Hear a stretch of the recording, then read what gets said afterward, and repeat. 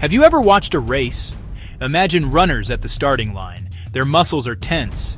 Their eyes are fixed on the finish line. The crowd roars. A signal fires. They burst forward, each one pouring everything into one goal, to win. Paul uses that picture to talk about life. Do you not know that in a race all the runners run, but only one gets the prize? Run in such a way as to get the prize.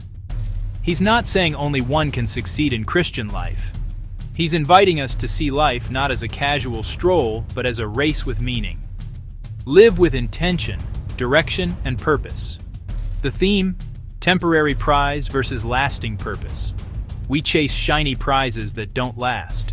A trophy gathering dust on a shelf, a promotion that soon loses its thrill. Not bad, just temporary. Paul continues his thought by describing the mindset of a serious athlete. Everyone who competes in the games goes into strict training. This is where the idea of self-control becomes very practical and clear. An athlete who wants to win cannot just do whatever they feel like doing. They follow a strict diet. They get up early to train, even on days they would rather stay in bed. They say no to late nights and distractions that would weaken their body or break their focus. They are, as Paul says, temperate in all things. This word temperate simply means balanced and disciplined.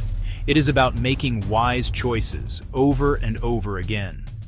This idea of self-control is not about punishment or living a joyless life. It is actually the opposite. It is about choosing a greater joy over a lesser, temporary pleasure. For example, a student might choose to study for an important exam instead of watching a movie. The long-term prize is worth the sacrifice. Now Paul makes a very important contrast. He says that athletes train so hard to get a crown that will not last. In the ancient games, the winner's prize was often a wreath. Olive branches, wild celery, a great honor for a day, yet it quickly withers. Paul calls this a corruptible crown, symbols for worldly prizes that fade: fame, wealth, power, human approval. They seem so important in the moment. We can chase them and still feel unfulfilled, like a beautiful sand castle washed away. In contrast, we do it to get a crown that will last forever. He calls this an incorruptible crown, a prize that cannot break, rust, or fade. Not a literal crown of gold, something deeper and more wonderful. A life fully alive in God, joy, peace, love. A prize shaping our lives now and forever. Paul then makes his teaching intensely personal.